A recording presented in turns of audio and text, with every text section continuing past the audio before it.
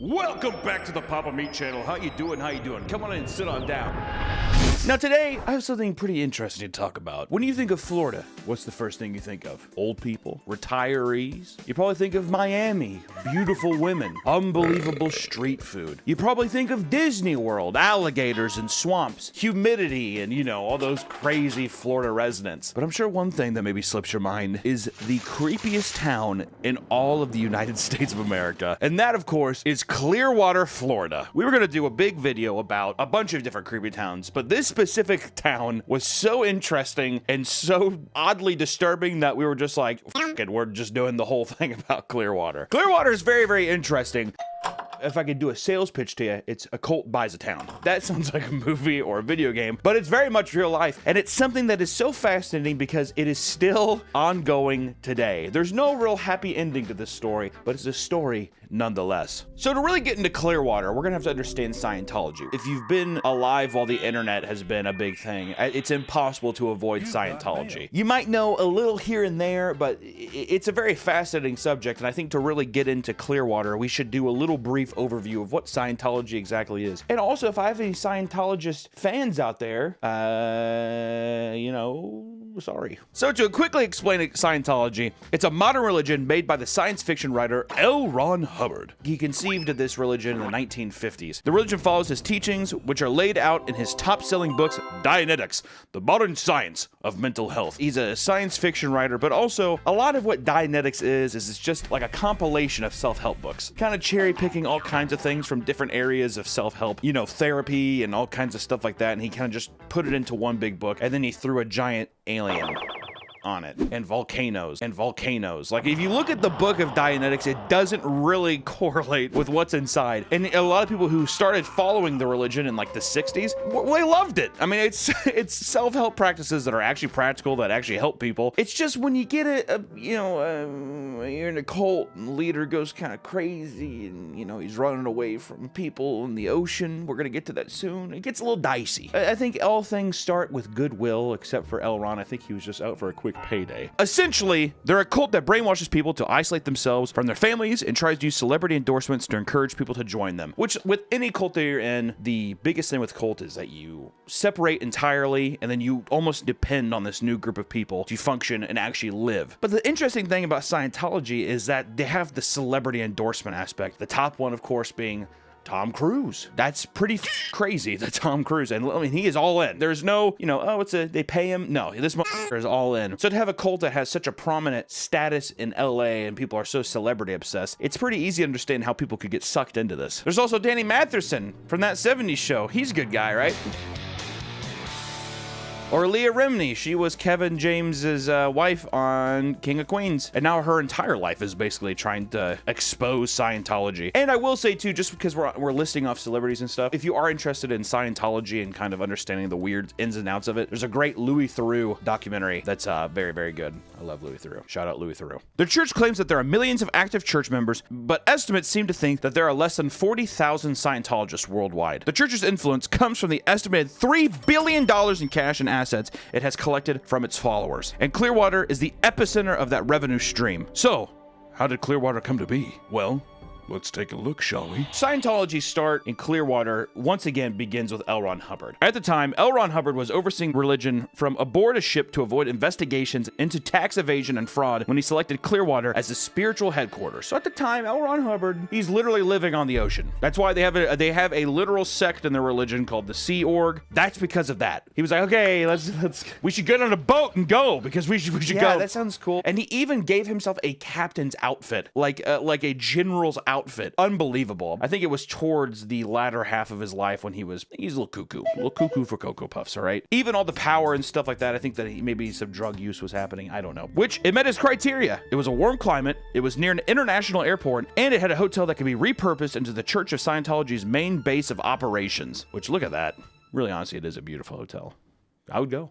Well, the church comes in, they're just like, this town's kind of a little gross, all right? It's a little party town. We're gonna clean it up. We gotta introduce morals back into this party town. We need to bring morals back into town. Isn't that right, L. Ron Hubbard? Yes, that's correct. They deemed it the Project Normandy. The Church of Scientology devised a plan to take control over the city of Clearwater, which is kind of a f***ed up name to call that. Project Normandy.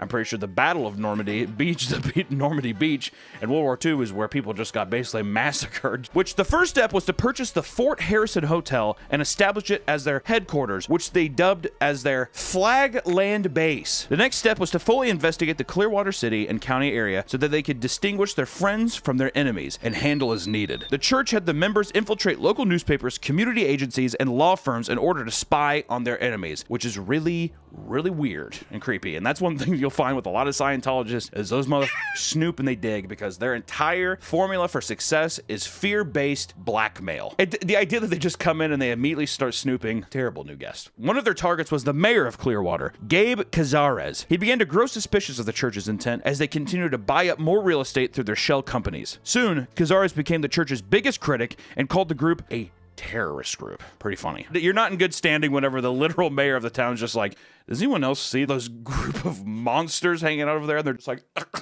what are we doing, Gabe? In an attempt to smear Gabe Cazares, the Scientologists tried staging a hit-and-run accident dubbed Speedy Gonzales. What? That is so racist, dude. Did they have a manila envelope that said Speedy Gonzales on it? And falsely made allegations that the mayor had a second wife in Mexico, similarly dubbed Mayor Cazares Handling Project. There was also Project Taco Less, which again was another operation to ruin his career. Just racist campaign against this mayor. What's so weird is that it feels so juvenile.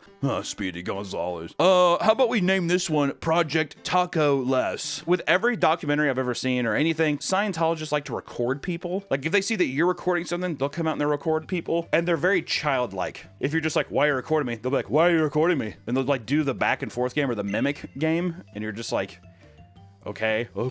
It's funny that it carries through even into all the way down to the 70s. I wonder if there's something where they're just like, all right, well, if you do get infiltrated, we're going to act like babies. We're going to act like juvenile 8-year-olds. Rebecca, write that down. First level, always be racist. Goes up to a person, boop, boops on the nose. All right, now go off, Tiger. Both of these smear campaigns were unsuccessful, and Cazares and his wife sued the church for $1.5 million. Boom, love that. In 1986, the church ended up settling. Unfortunate. Today's video is sponsored by Factor. Are you looking to eat healthier, but you just simply don't have the goddamn time? Well, Factor is here for you. Factor is a subscription service that brings nutritious meals to your door. They are ready to eat right out of the packaging. All you need is 2 minutes to heat, eat, and enjoy. You know, during the week, it's hard to keep up with everything. All the rigmaroles, right? Your lady's barking at you. Your boyfriend's being a bum. It's terrible. And last thing you have to do is you have to go to a grocery store, wait in a line, you have to meal prep all because you want to eat good. That! Just get Factor. With over 35 meals to choose from each week, and specialty options like keto, calorie smart, and vegan, you're sure to find a dish that works for you. I like Factor because it's fast, it's flexible, and at any given time, I can change my orders up if I'm feeling a little, I want to try something new. I just get in, get out really quick. Factor's here to give us these back alley deals, and by God, I'm enjoying it. And here's the thing, you're always gonna want good food, but when you're short on time or if life is just throwing these goddamn giant barrels at you, give Factor a try. No, seriously, do it. So head over to Factor75.com or click this link and use code PAPAMeat50 to get 50% off your first Factor box and free wellness shots for life. 2 free wellness shots from these available flavors for every order while you are an active subscriber. Thank you, Factor, for partnering this video, and back to the video. These plans to take over the city were uncovered when the FBI raided the Scientology headquarters in Los Angeles and Washington. Documents showed that the United Churches of Florida was created as a front to protect church assets from seizure by the government. There was also Operation Freakout, which was a plan to get Paulette Cooper, a critic of the church, committed to a mental institution. There were also additional documents stating that Scientology had plans for complete world control. Imagine being an FBI agent, just United Churches of Florida. It's just them documenting everything that they're illegal they're doing in this front to protect all their assets, which is just a vault full of gold. They also claim they own a dragon. That can't possibly be true. Because of the raids, 11 church leaders were charged with conspiring to steal government documents, theft of government documents, and conspiring to obstruct justice. And even though plans to take over Clearwater were halted, this did not stop the church from continuing to buy as much property as they could. Over the next 4 decades after settling there, the church had amassed 58 properties in Clearwater under its name. 49 of them were downtown, and 73% of the property is tax exempt for religious purposes. And in the 1990s, Scientology magazine, one of the church's listed goals for 2000 was to, quote, make Clearwater known as the first Scientology city in the world. Bro is trying to become the Holy Roman Empire. But that's just the thing, is that their pockets are so deep, they're able to go in like McDonald's and buy up all these real estate options to where they probably control almost all of the downtown property, or at least a large portion of it. 49's a lot in any given city. Might not be New York levels, but we're talking about Clearwater, Florida here. All right, just want to put that out there. Which Clearwater campus is home to Flag, or flagship campus for Scientology. They put a lot of emphasis on it. It's like it's one of their bases, if not the base for all of their operations. And a lot of the things that they did in Clearwater too was they would train a lot of operatives there. People would move there, and they would usually work for free, and you would just sleep on a cot and eat beans. That's what it was like, and you're just like, we're like, la la la la.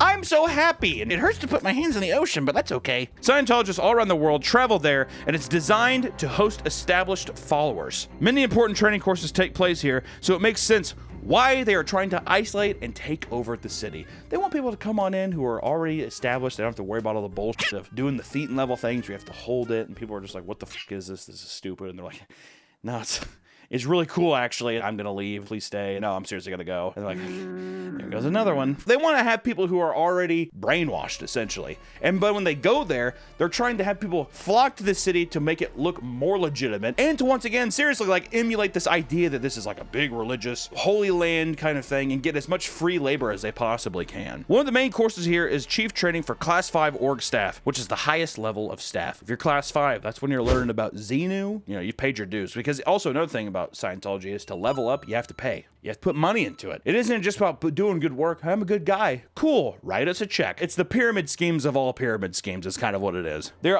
auditing for OT7, Truth Revealed. These are the ultimate secrets of Hubbard's teaching, which is about doomsday prophecies where Hubbard will come back from the dead in a messiah-like role to halt the enslavement of his followers. So they're apparently going to get enslaved somehow, but he's going to come back. You want him to come back? This is the guy? Can he come back looking cooler?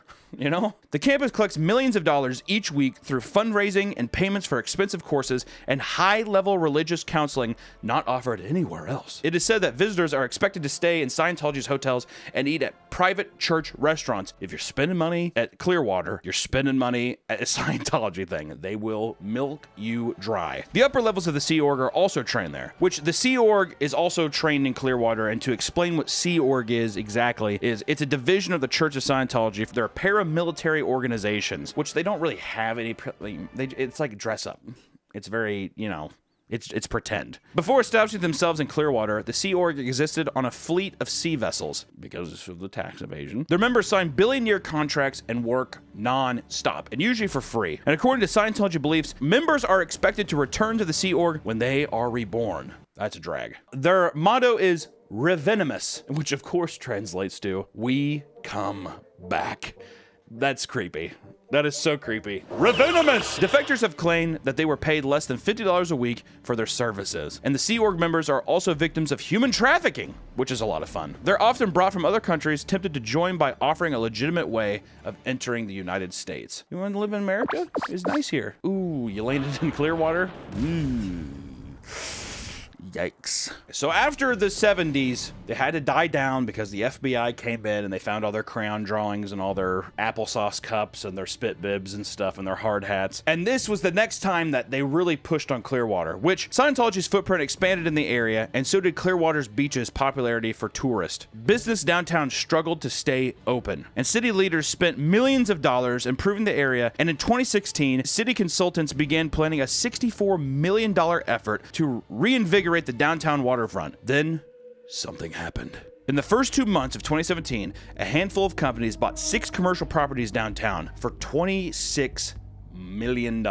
It seems that the church had their own revitalization plan. And after a bid over an aquarium didn't go in their favor, the church had an explosion of purchases and non-church business owners were forced out. And let me tell you, with locals, It was war. The church doubled its footprint in less than 3 years. Business owners were offered cash with values 2 to 4 times the property's value. Most of these businesses didn't have buildings for sale, but they had to accept. The offer was strong, but also businesses for most of these places was bad since Clearwater had become a ghost town for tourists, and the locals knew not to come there. Years and years of the Sea Org being there, a lot of these weird Scientology people walking around scared all of the locals off and many of the tourists. Altogether, 32 companies bought 92 downtown properties since 2017, totaling in a cost of $103 million, and $99 million of that was paid in cash. Most of the buildings purchased have been left sitting empty and unused. Some of the shopfronts are just for show, and it evokes the feeling of fake town similar to North Korea and China, trying to evoke the same thing as like thinking that it's a prosperous town, trying to think that like, oh, business is going on here, but it looks like a set at Disney World. It has left Clearwater as mostly a ghost town. You might look into a store and it's just the uncanny effect that there's nothing behind there. It's almost like this is a stage play. Uniformed employees of Scientology's Sea Org walk the streets at all times of day and night. The Sea Org agents will follow and photograph anyone that is caught walking through the area. If you were even just in town, God forbid you didn't know anything about it and you were just walking through, how creepy is it that a uniformed person with a camera would just follow you? And not only one person, but probably multiple people would follow you with cameras, record you. They probably don't respond to you asking what's going on, and you are forced to leave, and you probably just feel like you're in danger the entire time that you're down there. So this is a snapshot taken from Google Maps. It's of a skywalk between 2 of the churches of Scientology, and it is reported that these skywalks were built to keep members of Sea Org from interacting with the public. So not only that, but even while they were probably buying up property, they were making these sky bridges. You could be walking there and then you just see people up in the windows and you'll never see them again. There's just so much more mystery behind the eyes of a stranger when you know that they're in a cult. We did find this case on Lisa McPherson, which is interesting. It's a woman from the 90s. This is just something horrific that was seen by the public in the town of Clearwater while things are going on, and this is what happened during that time. So in 1995, Lisa McPherson, a member of the church who was having a mental health crisis, was stripped naked in public,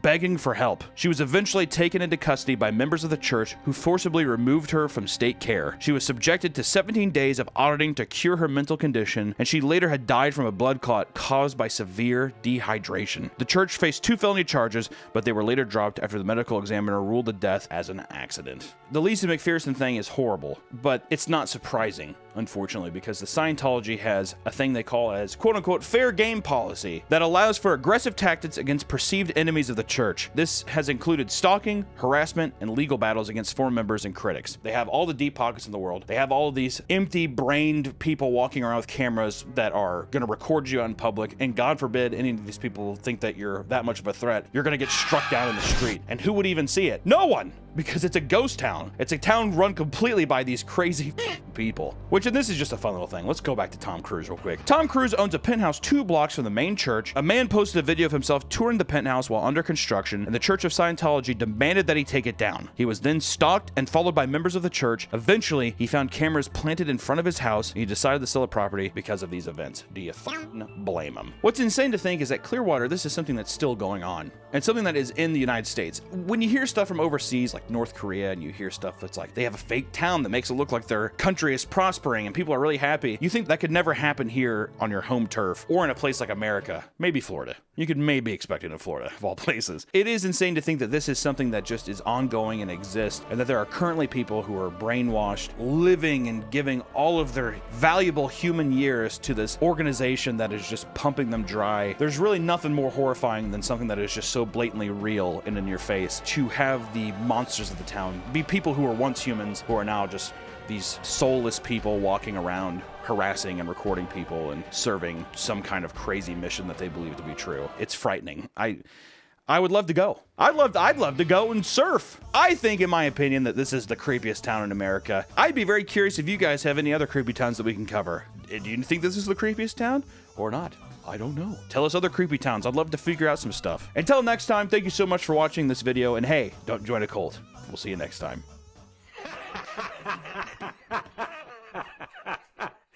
I looked at him. That's how I feel. There's nothing part of the way for me.